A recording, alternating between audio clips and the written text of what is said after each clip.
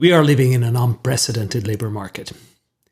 Over 10 million jobs were unfilled in May, and millions of people quit their companies last month. While there are many reasons this is happening, one thing is clear. The expectations of your workforce has fundamentally changed over the last year. I believe digital technologies can help stop the exodus and attract new talent. Here's how. Companies across the US are scrambling to fill open positions. They cannot find enough applicants or sometimes any applicant. Even fast food chains resorted to sign-up bonuses, never seen before in business. A Microsoft Workforce Trends study found that a staggering 40% of employees are considering a job change. Talent shortage permeates all job roles, ranging from manual work to IT professionals. Employee preferences have fundamentally shifted. Some researchers believe this trend may be permanent, especially in the professional ranks, since those roles have more opportunities for remote work. Some employers clearly underestimated this change of employee preferences and wanted to restore pre-pandemic inflexible work schedules.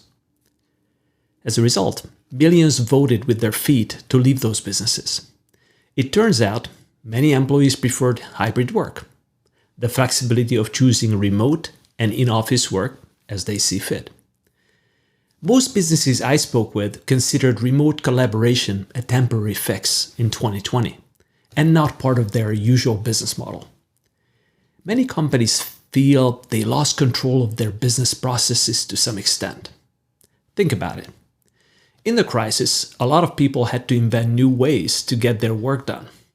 Often these workflow shortcuts were faster and more efficient than the old ways of doing the same task. Companies loosened bureaucratic steps in 2020 to keep customers happy. All of these changes made companies easier to do business with and employees more in control of the decisions and tasks they performed. Now people want more of this. Having more control over the work, simpler processes, and better work-life balance. Shouldn't be that much of a surprise. There's a problem though. Companies lost some visibility of how work actually gets done. Workforce management tools were not ready to monitor remote work. In some roles, like sales and marketing, job performance is easier to measure than in back-office functions. While there are no simple solutions in sight, there are a few things executives can do to attract and retain talent in the new hybrid workforce. So my tip number one is create flexible remote workflows. What does that mean? Citrix conducted a study they published in the Harvard Business Review. The survey showed that 88% of employees now expect flexible hours and locations. Practically all of them. If you cannot offer that flexibility, you will not attract the people. We have thousands of other job openings right now to choose from. While businesses deployed remote collaboration tools and basic cybersecurity tools last year, the basic workflows have not changed. Almost all business processes were designed for people within the four walls of the enterprise. So this is now changing. The issue is not just to make processes remotely accessible. Companies need to start pushing decision-making and task control to the edges of the enterprise, to the people working remotely. They need to define the new remote workflows, then have the necessary tools to enable these new remote processes. You need to give AI and process automation tools to all employees so they can complete the right tasks and with the tools and properly route them to the other workers, whether they are inside the office or outside. AI tools can actually safeguard compliance and provide predictive insights into what tasks to assign to what workers, regardless of locations. These tools can allow for more asynchronous workflows.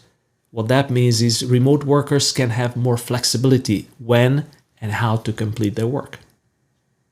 Tip number 2. Give people digital work assistants. When you're sitting in the office, you can just walk over to Bob or Mary and ask them to take the next steps in the process or even figure out what those next steps are. When a large part of the organization is remote, calling and emailing others has proven to be very inefficient and may be disruptive. The future lies in digital work assistants that can complete more complex activities at your request, like, hey, please complete this requisition form and process it through procurement. The digital assistant bot should know how to route that request based on the purchased item, the value, or even the availability of the procurement staff. The bot will know who's busy and even who's best at completing the work on time. Companies should make sure remote knowledge workers really only do knowledge work and leave the manual tasks to bots and digital assistants. We all have Siri and Alexa.